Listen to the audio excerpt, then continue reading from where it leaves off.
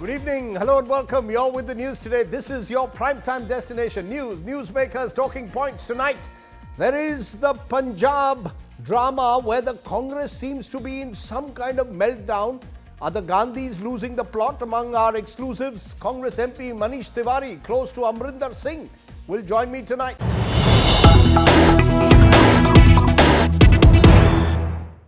But let's turn to the breaking news right at the very top. Captain Amrinder Singh has completed over an hour-long meet with Home Minister Amit Shah. Captain is expected now to meet Prime Minister Modi as speculations erupt that the ex-Punjab Chief Minister of the Congress could well tie up with the BJP.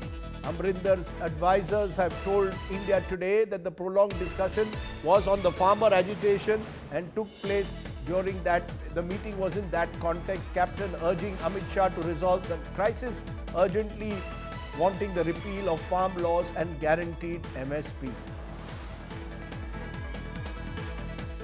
So that's the big story that's coming in at the moment. Captain Amrinder Singh holding an hour-long meeting with Amit Shah and then proceeding to possibly tomorrow meet Prime Minister Modi. Will the farm laws be the issue on which the captain could switch sides?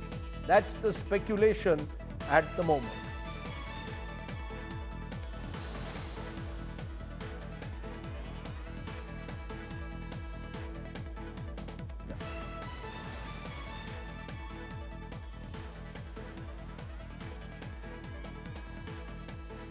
Joining me now is a very special guest, Natwar Singh, a former veteran Congress leader and also brother-in-law of Captain Amrinder Singh, joins us. Appreciate your joining us, Natwar Singh ji.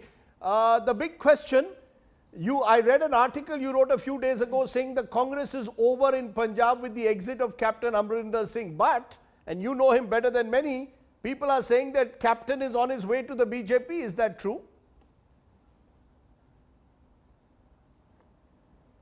I have not been in touch with him. He is extremely busy at the moment, and I don't think any member of his family should at this time disturb him. But are you, he said he had been humiliated by the Congress. Is that a sense you share, that he had been humiliated by the Congress? Yes, I think the Congress party, the leadership, there are only three of them, appalling behavior. And they produced Navjot Sidhu, and Navjot Sidhu has now kicked them in the teeth. You've also mentioned in that article that it's poor judgment. You've also mentioned in that article I read a few days ago that it's the end of the Congress in Punjab. You believe that the Congress can't survive without Captain at the helm? Not him, but look at the mishandling, look at the mess they are in. Even the present government of Shri Channi, I'm not sure it's going to last because there are so many contradictions within the government. You said it's been appalling behavior by the and it's a border state, so it's a very risky business. Sure. You said it's been appalling behavior by the three people who lead. You're referring to Sonia Gandhi, Priyanka Gandhi Vadra and Rahul Gandhi, presumably. That's right. Do you think they are destroying the party? Do you think here it's is the the chief minister.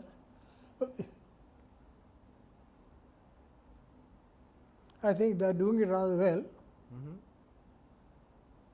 You're telling me that they are doing it rather well about destroying the party. What would you have, what would you have advised them in a situation they found themselves in, where it was believed that Captain was losing support among the MLAs, among the people, there was anti-incumbency and change was necessary?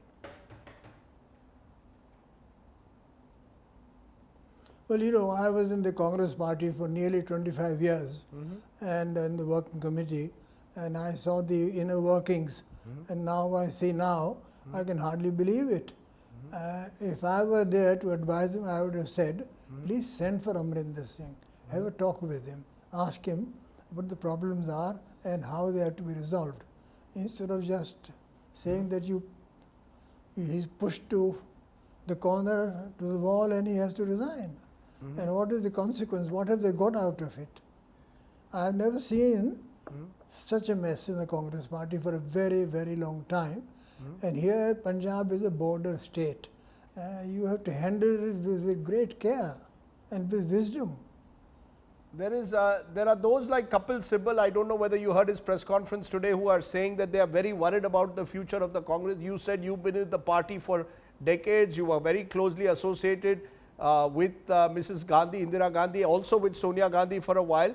Are you also concerned, I mean, dispassionately in a bipartisan way, forget what happened to you in your last years in the party, but are you concerned about the future of this grand old party now?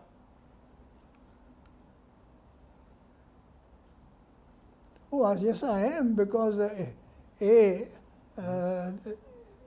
Indian democracy needs a strong opposition, and there is no opposition now to the Bharatiya Janata Party, either in Parliament or outside. And it is essential that there should be a strong opposition, and the only opposition can be provided by the Congress Party, and they are not providing it, although they have presence all over India. But the fact of the matter is that now the Shri Rahul Gandhi and Srimati Vadra should be in Delhi today. One has gone to Kerala, the other has gone to UP, and there is a massive crisis going on. So you're saying they are missing at the wheel. There's no one to lead the party at the moment. Well, at the moment, it is directionless. You know, you started off by saying that you don't want to read what Captain Amrinder Singh has in mind, but if you were to advise him, would you say go to the BJP or fight your battle within the Congress? No, I wouldn't advise him at all. He is sensible enough. He's been in the game longer than I have been, and I'm certain he'll take the right decision. In conclusion, let me ask you, do you see a revival, Natwar Singh, of the party with which you are associated with, or do you believe that now the Congress has reached the point of no return?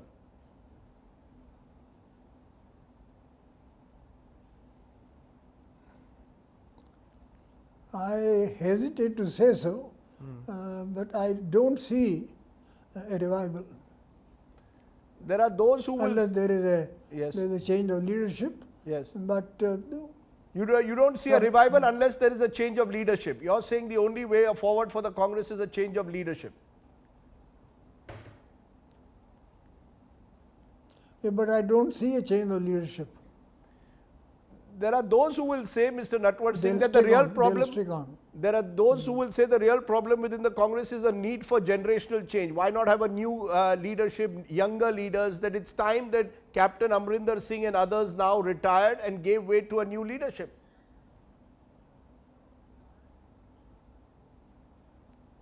Yes, I think the Congress party needs new blood. There's no doubt. Rahul Gandhi is over 50. His sister is nearing 50. They are no longer young. The Congress party should produce younger people, and I'm sure there are enough. I've been out of the party since 2008, so I don't really know. But any political party which is not having new blood constantly is asking for trouble. So maybe Captain Amrinder Singh could have gracefully retired and given way to a new leadership. No, that's his choice. I mean, I can't comment on it. Let me ask you, I know your great fondness for cricket. How do you describe Navjot Singh Sidhu in cricketing terms?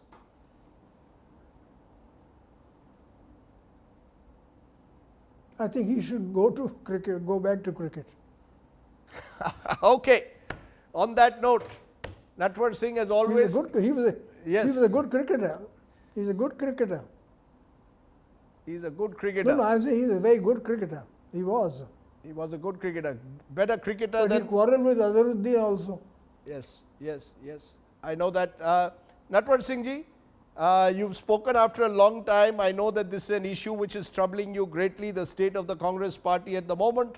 But for now, for joining me, thank you very much.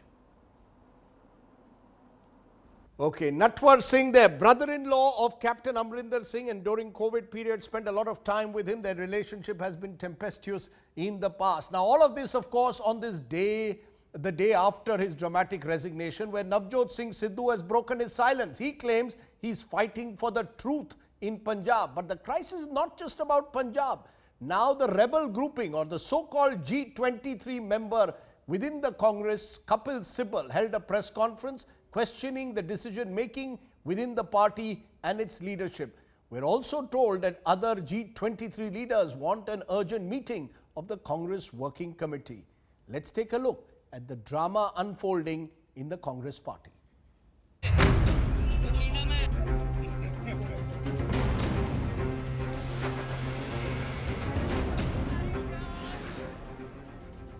One full day after his dramatic resignation as Punjab Congress president announced on Twitter, Navjot Singh Sidhu breaks his silence.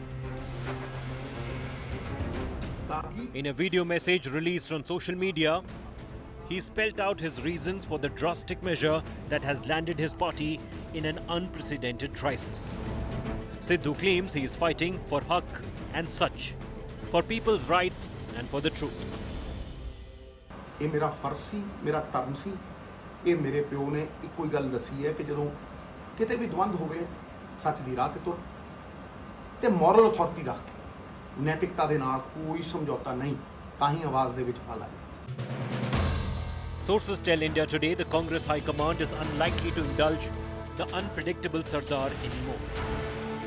The whole mess has emboldened the G23 dissidents to come out once again. According to sources, Ghulam Nabi Azad has written a letter to Sonia Gandhi seeking a meeting of the Congress Working Committee. Another G23 dissident, Kapil Sibal, went as far as saying the crisis is helping the country's enemies. In our party, at the moment, there is no president. So we don't know who is taking these decisions. We know and yet we don't know. The grand old party's rivals have come out all guns blazing. The failure of Rahul Gandhi, the colossal failure of Rahul Gandhi, कोई साधारण नहीं, असाधारण असफलता राहुल गांधी जी का यह पंजाब के पूरे इस प्रयास से सामने आता है। अब आम आदमी पार्टी ही पंजाब को एक स्थिर सरकार दे सकती है, अच्छी सरकार दे सकती है, ईमानदार सरकार दे सकती है। Fallout of the crisis is not limited to Punjab alone. Gandhi's siblings have been left embarrassed and will now have to face even tougher questions from within the party over their handling of the crisis. With camera person Hitesh, this is Anand Patel in New Delhi for India Today. Let's now go across to someone who is from Punjab, Congress MP Manish Tiwari joins me. Manish Tiwari, how do you see all the events that are unfolding at the moment, this churning that we are seeing in the Congress? How do you see it? Is it going to result sooner or later in some kind of an implosion, potential breakup in your party? Well, Rajdeep, if you are talking in the context of Punjab, may I just rewind in order to give you a slightly expansive perspective. In 2017, when the people of Punjab voted for the Congress party, they essentially voted for three things. First, they voted for the security of the state. Number two, they voted for the safety of the citizens. And number three, they voted for political stability. For the past 4.5 years, we've had a modicum of all these three essential ingredients play themselves out in a manner to the satisfaction of the people. Unfortunately, since the May of 2021, we've got into a situation whereby the political instability has started manifesting itself. And political instability in Punjab always comes with a huge cost. And the cost is paid by the people of Punjab in their blood. I remember between 1980 and 1995, 35,000 odd people, most of them congressmen, were martyred at the altar of nationalism in order to preserve and protect the unity and integrity of Punjab. The peace of Punjab has been really very hard won, and therefore given the situation as it has panned out in Afghanistan and the sort of hubris which the deep state of Pakistan, the ISI, is laboring under, any kind of political instability in Punjab gives them an opportunity to fish in troubled waters. You know, Mr. Tiwari, you're going into Afghanistan, you're going into the larger picture. I want to focus on the very basic question. The basic question that people want to know is this. This is a government of Punjab, Congress government elected for 5 years. You are identified with Captain Amrinder Camp. Do you believe that your party high command, more specifically the Gandhi family and its leadership, has let down Captain Amrinder Singh, Congress party and the people of Punjab? Direct question, direct answer, please. Rajdeep, I've spent 40 years in the Congress party. Yes. Therefore, for you to say that I am identified with A or B, I think is being rather unfair. Yes, I have deep respect for Captain Amrinder Singh. And I think he's a tall leader who has both sagacity and wisdom and an understanding of the larger picture. And therefore, as I pointed out earlier, that we've had 4.5 years of political stability in Punjab, which unfortunately seems not to be the case now. But in a way, Manish Tiwari, you don't want to be identified with Captain Amrinder Singh, but you are identified with now what is being called the so-called G23 group of 23 rebel leaders, if I may call you that, within the Congress. One of those leaders, Kapil Sibal, comes out today saying he's worried about the future of the party, the direction of the Congress party. There's Ghulam Nabi Azad, who has reportedly now written to Sonia Gandhi calling for a Congress working committee meeting. Are you worried about what is happening in your party right now? Is it, as Kapil Sibal says, as bad, as directionless as he claims it is? Well, I am extremely worried about the situation in Punjab because the situation in Punjab has larger, portentous and ominous implications. And to answer your question directly, today, after 7.5 years of an NDA BJP government, when they have completely lost their sheen, it is extremely important that we get our act together, we consolidate, we integrate, so that we are able to measure up to the aspirations of those people across the country who are yearning for a change. No, Manish Tiwari, you are today dodging the direct questions. The Congress High Command reposed faith in Navjot Singh Sidhu as party president. Amrinder Singh was forced out. Now Mr. Sidhu, who you have been very critical of, has resigned dramatically. I ask you today, who is responsible for the Punjab mess? Is someone accountable, and if so, who? Well, Rajdeep, as I pointed out, that for 4.5 years, we had political stability. We had people from the AICC who were looking after the state. Therefore, things were done in a manner in which there was a certain amount of elan, a certain amount of deft handling. And unfortunately, that deft handling has been missing. And so, therefore, people in the AICC who were charged with this remit need to really introspect, need to really look within, that if a border state has gone into a specter of instability, who is responsible? You know, you're mentioning AICC, but you're staying away very cleverly from your party leadership. Let me ask you this. Do you see a political realignment? There is already talk of Captain Amrinder Singh joining hands with the BJP. He's meeting Amit Shah. There's talks of the Congress in Punjab possibly breaking before the elections. Do you believe this could happen? Is everything out now, coming out in the open, and will this result now in some kind of political realignment in Punjab, Mr. Tiwari? Well, Captain Amrinder Singh is in the best position to speak for himself. I don't think it would be either appropriate for me or for anybody else to be speaking on his behalf. I think he's fairly articulate and coherent, and he would be able to put his point of view across far better than anyone else could.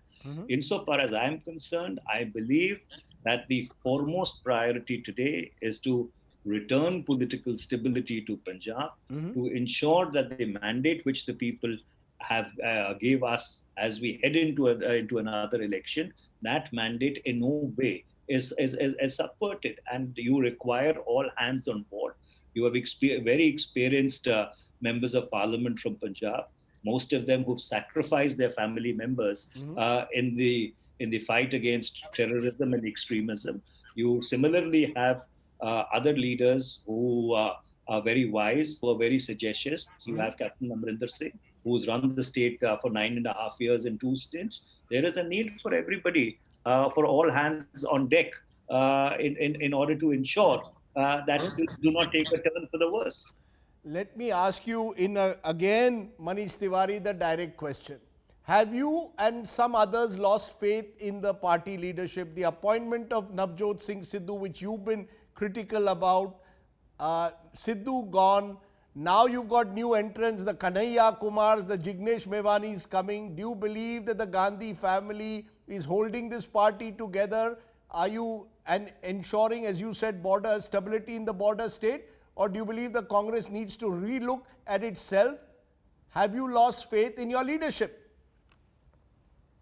Well, the survival of the Congress party is integral to the survival of the idea of India. And therefore, under those circumstances, as I've earlier pointed out, repeatedly pointed out, that there is a wealth of experience and talent in the Congress party. There is a wealth of loyalty in the Congress party. People who have not succumbed to the loaves and fishes of office, in contradistinction to some young people who decided to walk away to the BJP, to the Shiv Sena, and to every other political outfit that they could possibly have come across. If we didn't have faith in the Congress party, why do you think, Rajdeep, we are still here? No, do you believe that the problems of the Congress party therefore are organizational, or are they leadership? Do you believe that Rahul Gandhi and Sonia Gandhi are the solution, or are they the problem? How do you see them? Do you have faith in them? Well, you are trying to nitpick and cherry pick, No, and I'm not. obviously you don't expect an answer to that question. My straight answer to that question is, I believe in the Congress party. I believe in the ideology of the Congress party. We have been led by Mrs. Sonia Gandhi in a manner which is extremely dignified, and she has handled things with sagacity. And we do believe, at least I do personally believe, that strengthening the Congress party, and given the wealth of talent available, it is not as if something which is insurmountable. It is imperative, because that's the only way the idea of India will survive. You know, there is some talk though, Manish Tiwari, that all of this is a prelude to a potential split in the party. You've lost 2 big consecutive Lok Sabha elections. There is a fight within, the real battle within the Congress party. Punjab is a mirror of that. Will you, for example, fight your battles within the Congress party, or will you also leave the Congress party? Are you considering leaving it? Well, I think my 40 years in the Congress party testify to my core beliefs and faiths. And so therefore, I think we should leave it at that. You know, it's very interesting. In my earlier question, when I had asked you about the leadership of the Gandhis, you mentioned Sonia Gandhi, your faith in her, but you kept away from Rahul Gandhi. Is it true, Manish Tiwari, there are sections of the party that are uncomfortable with the way the Congress is running under Rahul Gandhi's leadership? They believe, as I said earlier, the likes of Kanhaiya, Jignesh joining. Is there a worry, as Kapil Sibal seems to express, you can't just have an interim president, a vacuum at the top, decisions taken with power without responsibility? Well, Rajdeep, unlike you or unlike certain other people, for me, politics has always been about issues, and it has not been about personalities. And let me point out that all of us unanimously did elect Mr. Rahul Gandhi as the president of the Indian National Congress. It is not that there was anybody who was in dissent either before his election or after his elections. So therefore, issues should not be confused with having confidence or not having confidence in the leadership of a particular individual. The far more important thing is to have faith in the core ideology of the Congress party, in the philosophy of the Congress party, and whosoever leads that party, if they are able to do justice to those core values, I do not think anybody really has a problem with that. Let's not, try and dumb it down to individuals. I think the battle for the idea of India is far greater than any individual or any set of individuals. It is a collective effort. It has to be a collective effort, and you require all progressive and nationalistic forces on board. Final question. Do you believe there is a need at the end, though, for a thorough review of the Congress party, that there is a need to look at the way it's functioning at the moment? Well, Rajdeep, every political party requires 4 things to forge ahead. First of all, it requires leadership. Number 2, it requires an organization. Number 3, it requires a narrative. And number 4, it requires an adequate amount of above the board funding. And therefore, these are the 4 moving parts which need to fit together for a party to move forth cohesively.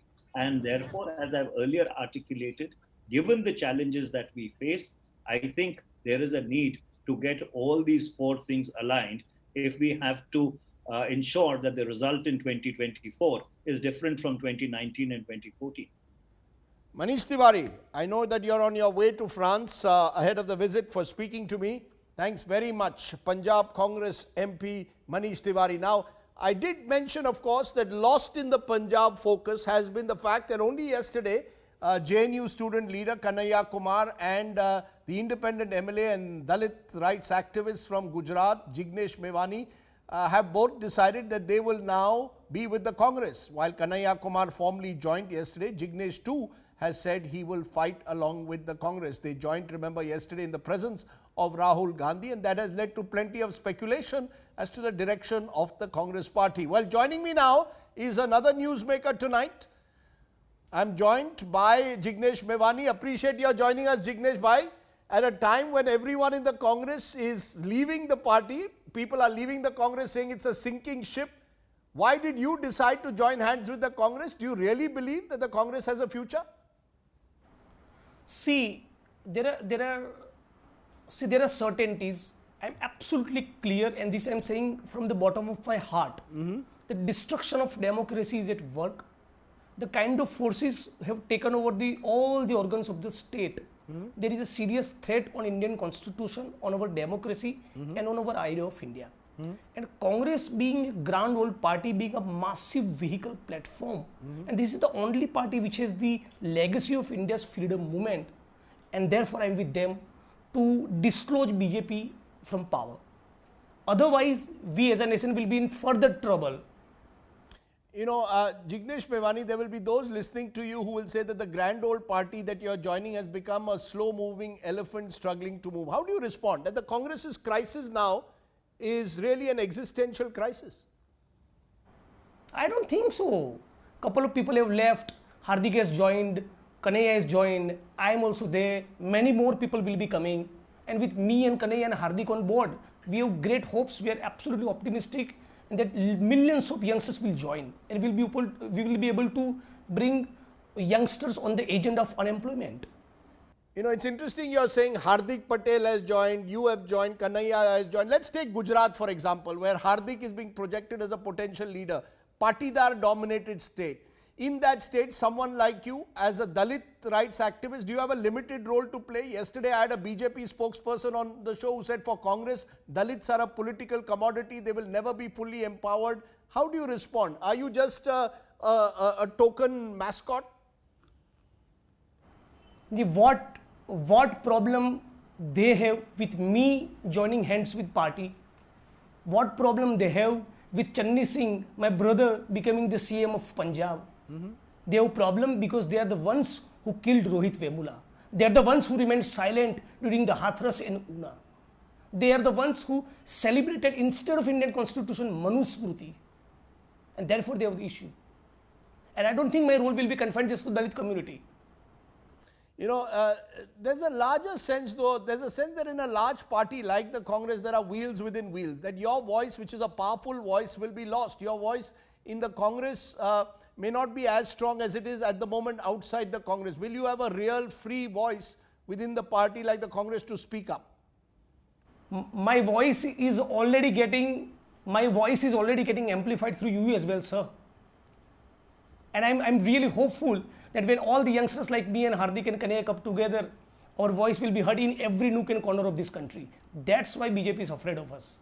Otherwise, why they should respond? Why can't they ignore us? Why can't they ignore You're Kanhaiya? you're saying Why can't they ignore Jignesh, Hardik? that your voice Why they have still to reply and matters. respond to our The tweets? BJP, and Why? this is where we come to, you mentioned Kanhaiya Because joining. we matter. Because we the matter. BJP says tukde Because our tukde voice gang. matters. Therefore. The BJP calls you tukde tukde gang. BJP says y'all are anti-national elements. That they even use words like urban Naxal. These are the words they use against you and Kanhaiya. How will you respond when today they do that? I wish that they have some creativity. ये पूरी घिसी पिटी टुकड़े टुकड़े this nonsense is not going to work. This is not helping even them. कुछ नई चीज हमारे खिलाफ लेकर आइए तब हमको भी थोड़ा मजा आए, रिस्पॉन्ड करने का मन करे. How do you also see their fundamental charge that the Congress is now, these are critics who say Congress is becoming the new left. Instead of capturing the political center, they are joining hands with those who are left activists. You yourself have come through an activist movement. You are with the Aam Aadmi Party. You've been left-leaning in your politics. Is the Congress becoming the new left? It's not about left or right. It's about having faith in Indian Constitution. What's my ideology? What's Hardik's ideology? What is Rahul Gandhi's ideology? What is Kanhaiya's ideology? We believe in idea of India. We believe in Indian Constitution. And they believe in Manusmriti. That is the difference. We believe in Buddha and Kabir. They believe in Manu. That is the difference. Therefore, we are in opposite camps. You say, Jignesh, in a way that the BJP or the RSS philosophy is that of the Manusmriti. But why is it then that even in Dalit constituencies, we've seen in 2014, 2019 and in recent elections, BJP doing much better than other parties? The BJP becoming a rising force, that Mr. Modi's popularity seemed to increase in these Dalit groups. How do you explain that then? It's terrible. Mr. Modi's popularity amongst Dalits is terrible. We know what role he played when he was CM of Gujarat. He has never paid visit to any victim of caste violence in Gujarat when he was the CM. The same is the case when he became the PM. He remained silent on Una, except the typical, the Nara Dedi claim of with marna hai to mujhe maro mere Dalit bhaiyo ko mat maro. Except that, what did he do? He didn't see even the victims of Una, even the victims of Hathras. But the fact, They targeted Rohit Vemula's mother Radhika Vemula. They destroyed Ravidas Mandir in Delhi. But the fact, Jignesh, is that the BJP, as I maintain, does very well electorally in these constituencies of SC/STs. Is the BJP changing? It's done social engineering? Are you saying that the BJP remains fundamentally, according to you, an anti-Dalit party? There is no such data to suggest it, Radhip Bhai.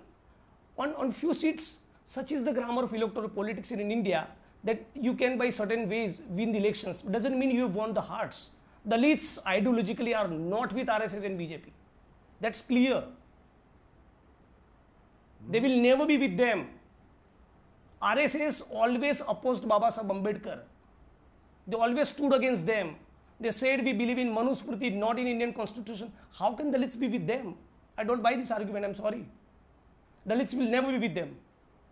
Jignesh Mevani, one of the challenges for a party like the Congress is attracting new, younger voters. At the moment, many of these voters seem to be associated with a broadly nationalist sentiment or what is perceived as Hindutva nationalism. Urban middle class, younger voters, that's where the BJP has got a lot of traction. How are you going to attract those voters back to the Congress party? Unemployment the biggest issue, and on the issue of unemployment, we'll try to bring a lot of youngsters on board. And I'm really optimistic about that. In 2022's election in Gujarat and in the next election in 2024 nationally, you will see millions of youngsters will be with us, raising the slogan, Modi ji hame rozgar do. Modi ji hame rozgar do. Are you saying that unemployment, according to you today, is a far bigger issue than religious or caste identity in the minds of the Indian people and the young? Yeah, definitely. It has to be. It will be. There is tremendous amount of unrest in Gujarati society. The same across India. People want jobs. People don't want to get lost into the debate of Mandir and Masjid and Hindu and Muslim. That part is done. BJP can't all the time win votes on the basis of communal lines. See what is the situation as far as the inflation is concerned. There are no jobs. महंगाई देखिए, बेरोजगारी देखिए. यही वो है मुद्दे जिस मुद्दे पे इलेक्शन गुजरात में 22 का लड़ा जाएगा और 8-10 सीटों का फासला जो पिछली बार था इस बार नहीं रहेगा. That's my challenge to BJP. No, so you're challenging the BJP in a way in Gujarat in 2022, but elections, Jignesh Mevani, are not just ideological. They are also about strategy. It's about planning. The BJP seems to have planning. They seem to have resources. They go into an election with a machine. The Congress, on the other hand, seems to be floundering. The latest being Punjab. The sense that the Congress machine has corroded, rotted. It's a sinking ship. This is the argument that the Gandhis don't have the credibility or the command to hold the party together. How do you respond to this critique of the Congress as a faltering election machine? I don't think so. If there was the case, why Hardik would have joined? Why should I join? Why Kanhaiya joined? The people who are quitting, the people who are joining. Let us see the shiny side. Let us see the positive dimension of it. We will bring more youngsters on board in coming days, in coming months. More prominent citizens will be joining the party, not my words. Things will change. We'll be able to turn the tables. But would I be right, as I have said earlier, that the Congress is becoming more and more left with your and Kanhaiya joining? That there is a particular type of person joining. The Congress was once seen as this Ganga in which people from different groups joined. Now it's becoming more and more left-centric. You have to be left to be right in the Congress. It is so democratic. It's so democratic right from the day one that even during the freedom movement, there were the people from the background of those who believed in Phule and Periyar, they were there in the Congress party. Those who were from the left stream, they were there in the party. From the Gandhian background, the ones who had no ideology as such, even they were there in the party. The same is the case even today. Let us protect our constitution and idea of India. That should be first and foremost target, and therefore we are together. I just wanted one clarification, Jignesh, because you did not formally join the Congress yesterday. Is that because you were voted as an independent candidate and you feared disqualification? You will join the Congress, or are you still keeping options open? Yeah, because I'm an independent MLA, and an independent MLA can't join a party later on. He or she can join within the first 6 months. Otherwise, there will be a legal technicality. And because of that, I cannot continue as an MLA. And I don't want to hurt the people of my constituency, my constituents who have given me everything. What I am today is, I attribute my electoral success to all of them, their love and their faith. And I don't want to ditch them, I don't want to hurt them. But it is just a question of few months. In coming months, I will be definitely joining the party by way of completing the formality of signing the papers, and I'll be contesting from the symbol of Congress in 2022. Watch out. Okay, I'll watch out. One more question. The media impression is that a lot of younger people, as I said, identify with the Modi brand of politics. Again, I'm looking at votes among that 18 to 21 group. Mr. Modi did very well among them. He's looked at as a very attractive magnet, particularly when compared to Rahul Gandhi among the young. Do you agree with that, that the young find Mr. Modi more attractive than they do Rahul Gandhi as a dynast? So those youngsters had the faith in Mr. Modi. Those youngsters had faith in Mr. Modi that this man will create smart cities, will bring investment, there will be improvement in our GDP. His performance on Human Development Index will improve. Our nation's performance will improve. There will be jobs. कहाँ है रोजगार?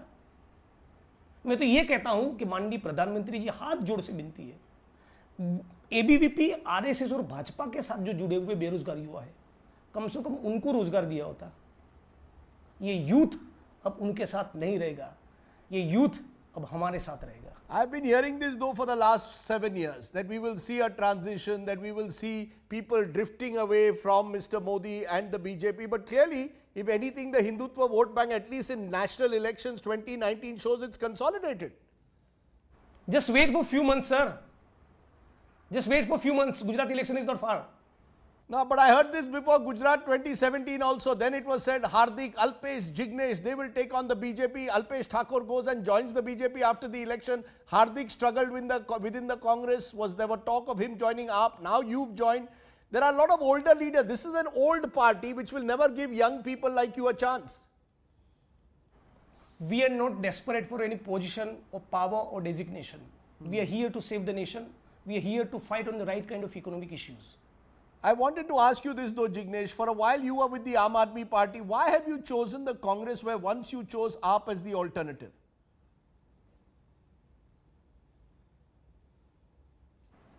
Because this party has the agenda of secularism, this party has the agenda of social justice, this party has some ideology, this party truly believes in Indian constitution, this party has fought against Britishers, this party has a legacy, this party is more inclusive and democratic. The party's leader Rahul Gandhi is a genuine person. I am saying this on the basis of my personal interactions. I have faith in him. I have faith in senior leadership of Congress party. There will be struggles, yes, there will be struggles. I am a newcomer. Hardik also struggled, I may also struggle, but we'll survive and we will navigate. I ask you this because there's a feeling that the Aam Aadmi Party is growing in Gujarat. They may emerge as a potential alternative. I don't think so. They don't have much space. Only on the basis of temporary success of Surat, we can't read too much into it. I don't think so. Final question, Jignesh. Do you still see yourself as an activist first and then as a politician, much more comfortable as an activist? I'm a combination of both. My soul is of an activist and I'm learning to be a proper politician. Hopefully, in coming days, you won't have this question anymore. Interesting answer. You have a soul of an activist and you're learning to be a politician. Can you learn to be a Congress politician is a question maybe we'll ask you in a few months. For now, Jignesh Mevani, always good to hear different voices, diverse voices. Thanks very much for joining me here. Let's turn to tonight's Get Real India story. It comes from Karnataka, where there was a big COVID scare at 2 schools. 72 students have tested positive for COVID-19. The administration has shut the school for sanitation, but the development has already cast doubts in parents' minds about the total reopening of schools. Here's the latest. From October 1st, schools in Karnataka will resume functioning with 100% attendance. But with just days to go, the state government has a problem on its hands. In Bengaluru, 60 students have tested positive for COVID-19 at the Sri Chaitanya boarding school, sparking a massive scare in the city. The cluster was identified by health authorities after tests were conducted on campus. The entire school staff has tested negative, all of them fully vaccinated. Most of them are asymptomatic and few of them are symptomatic. They have been put in institutional quarantine. So these students are stable now? Yeah, absolutely, all of them. How about testing, sir? Testing is going on. All contacts have been tested. And this wasn't an isolated incident. In Kolar district near Bengaluru, 12 students from Chinmaya school tested positive for COVID. After the spike, the administration has closed the school for a week for sanitization. The association that handles management of primary and secondary schools blames negligence for the COVID spread. This should not be a big constraint because FIR 10, if it is due to the negligence, I feel. So SOP has to be very carefully done by every educational institution. See that the continued learning process takes place in all educational institutions, whether it is primary, secondary or higher secondary. The state government says there's nothing to worry. They are all asymptomatic and no problem. We are put on the quarantine in the hostel in a different rooms. After no teacher of the school has been tested positive. More than 200 or 300 tests have been taken place. No other, neither student nor non-teaching staff or teaching staff have been affected. Nothing to worry. The spike among students in Karnataka at 2 locations has once again ignited the debate over whether unvaccinated children should be sent back to school. With Nolan Pinto and Nagarjun Dwarkanath in Bengaluru, Bureau Report, India Today. Okay, just about time for our good news today story. I want to leave you with that story today. Today we meet an ethical hacker who has entered the record books. 25-year-old Kamakshi Sharma trained more than 50,000 police personnel on cyber security, promotes a safer cyber world campaign across the world. You stay safe too. Watch this report. Good night, Shubhratri, Namaskar, Jai Hind. Kamakshi Sharma has achieved a feat no one else at her age can boast of. The 25-year-old from Ghaziabad has just become the world's youngest cyber investigative trainer, a title accorded to her by the World Book of Records and Asia Book of Records. A BTech from Garhwal University, Kamakshi learned hacking through online tutorials. What started as a hobby soon turned into a profession when she was offered a position of ethical hacker by the Garhwal police. Garhwal university में जब मैं अपने second year में थी, third year of BTech में थी, तो मेरे को हैकिंग जो है वो मेरे को बहुत अच्छी लगती थी। मैंने ऑनलाइन सीखी। उसके बाद मुझे गढ़वाल पुलिस ने ही ऑफ़र किया था first case. From Kashmir to Kanyakumari, the young hacker made a name for herself when she trained 50,000 cops in 30 cities in just 35 days. Fraud, impersonation and cyber attacks, Kamakshi has solved 5,000 cases successfully. जो आपके आते हैं matrimonial frauds आजकल बहुत बढ़ रहा है, financial frauds, OLX frauds, आपके काफ़ी सोशल मीडिया फ्रॉड्स, किसी की फेक आईडी बन गई, इमेज बुली हो गया, टेरर केसेस आ गए। The testimony of the victims, the 25-year-old has helped, gives enough proof of her expertise. मुझे सडनली मैसेज आया दैट 9,000 डेबिट हुए हैं एटीएम से, तो मैंने तुरंत चेक किया। फिर मैंने बैंक में कॉल करके अपना कार्ड ब्लॉक करवाया। कामाक्षी ने फिर पूरी रिपोर्ट प्रिपेयर करके इन्वेस्टिगेट करके साइबर सिक्योरिटी में मेरी रिपोर्ट सबमिट करी। देन आफ्टर 40 डेज बाद मेरे पैसे आ गए थे। 20 जून 2021 को मेरी फेसबुक आईडी का डुप्लीकेट क्लोन बना दिया गया था। मेरे एक फ्रेंड ने मुझे कामाक्षी मैम के बारे में बताया कि इस तरीके से वो बहुत हेल्प करती हैं, उनको साइबर की पूरी नॉलेज है। कामाक्षी मैम ने with in half an hour उसको डुप्लीकेट आईडी को बंद करा दिया। With Shrutika in Ghaziabad, Bureau Report, India Today.